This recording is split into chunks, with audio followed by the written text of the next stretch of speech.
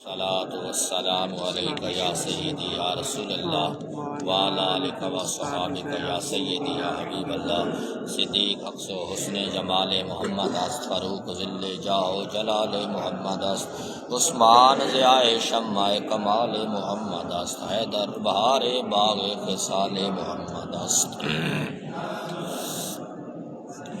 ماشاءاللہ آج کی رات صدیق پاک کے عرس کی رات ہے، بہت عظمت و شان والی رات، 22 جمادی الثانی کی رات، جس میں صدیق پاک نے پردہ ظاہری فرمایا۔ افضل البشر بعد الانبیاء، نبی رسولوں تو بعد سارے بشروں پہ جو فضیلت اور بزرگ ذات ہے، مرتبہ شان فضیلت اولیت کے لحاظ سے وہ حضرت خلیفہ بلا فصل، خلیفہ اول، تاجدار صداقت حضرت صدیق اکبر رضی اللہ عنہ ہے۔ بہت عظمتیں ہیں آپ کی، کیا جی؟ بہت عظمت ہے۔ بیان کرتے کرتے جاؤ، قلم تھک جائے گا، زبان تھک جائے گی، لیکن شان صدیقیت اختتام پذیر نہیں ہوگی۔ ایک دفعہ حضرت صدیق اکبر رضی اللہ عنہ نے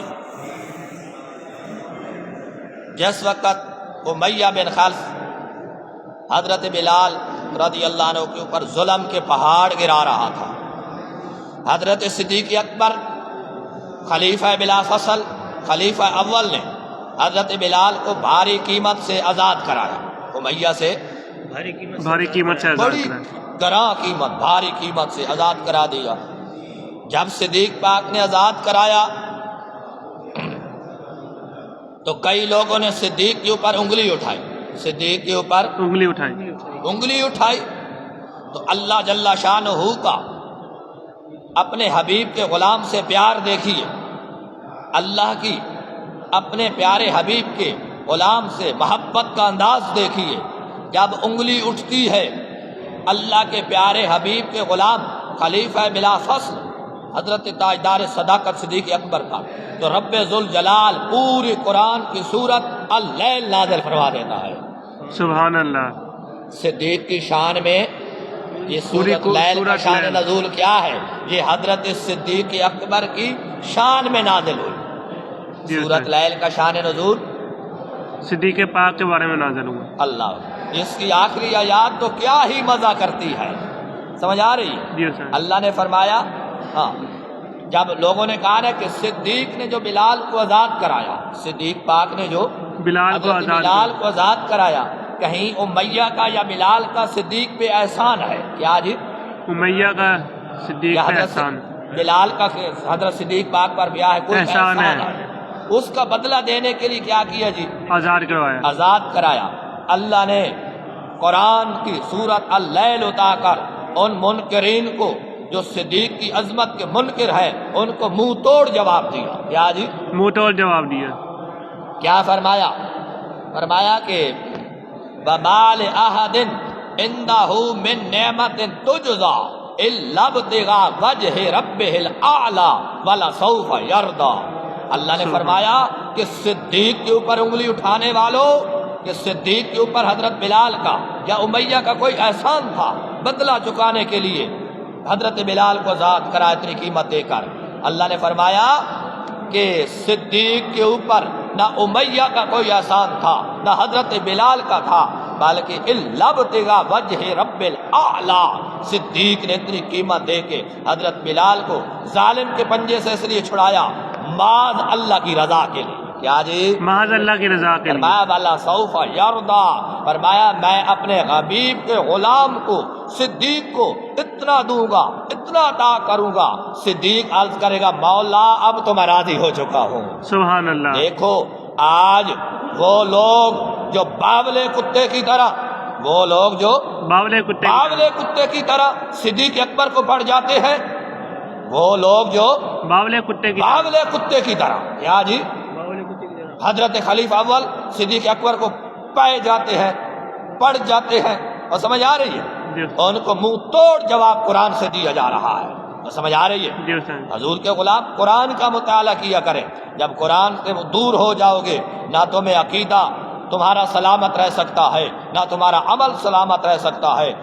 قلندر لاہوری علیہ رحمہ نے یہی تو بات کی ہے. وہ معزز سے زمانے میں مسلمان ہو کر تم خار ہوئے تارے کے قرآن ہو. بھائی قرآن مقام صدیقیت کو واضح کر رہا ہے. کون جی؟ یہ کوئی قرآن. لیلا مجنو کا قصہ نہیں ہے. جی استاد یہ کوئی قصہ کوئی نہیں ہے بلکہ قرآن مجید کی سورت اللیل جو حضرت صدیق اکبر کی شان میں نازل کی گئی. تو وہ جو باولے کتے کی طرح باولے کتے کی طرح حضرت صدیق پاک کو پڑ جاتے ہیں. اور سمجھ آ رہی ہے؟ ان کو منہ توڑ جواب دیا جا رہا ہے. اور عاشقان مصطفیٰ عاشقان صحابہ اس فقیر کے کلپ کو خود بھی سنیں, پوری امت تک اسے صدقہ جاریہ کریں اور ڈھیروں ثواب حاصل کریں کہ اللہ نے صدیق پاک کو جو مقام عطا فرمایا یہ کوئی لیلا مجنو کا ہیر رانجھے کا قصہ نہیں ہے بلکہ یہ قرآن کی آیات سے واضح کیا گیا کہ اللہ نے صدیق پاک کا مقام اپنے پاک کلام قرآن میں بیان کیا اور واضح فرمایا. سبحان اللہ.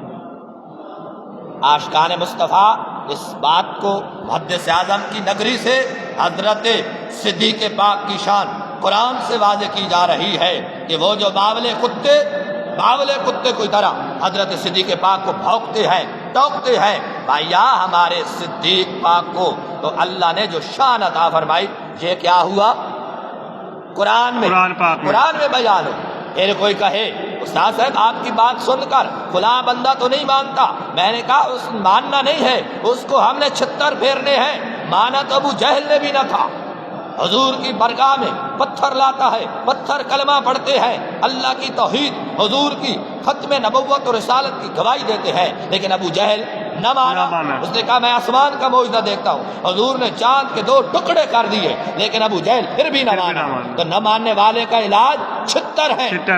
نہ ماننے والے کا علاج نہ کہ غوث پاک کی ان کو کھیر کھلانا ہے, ملاپ کا حلوہ کھلانا ہے. ان کے انعام میں ان کا نام کیا ہے؟ 76 ان کو پھیرنے ہیں.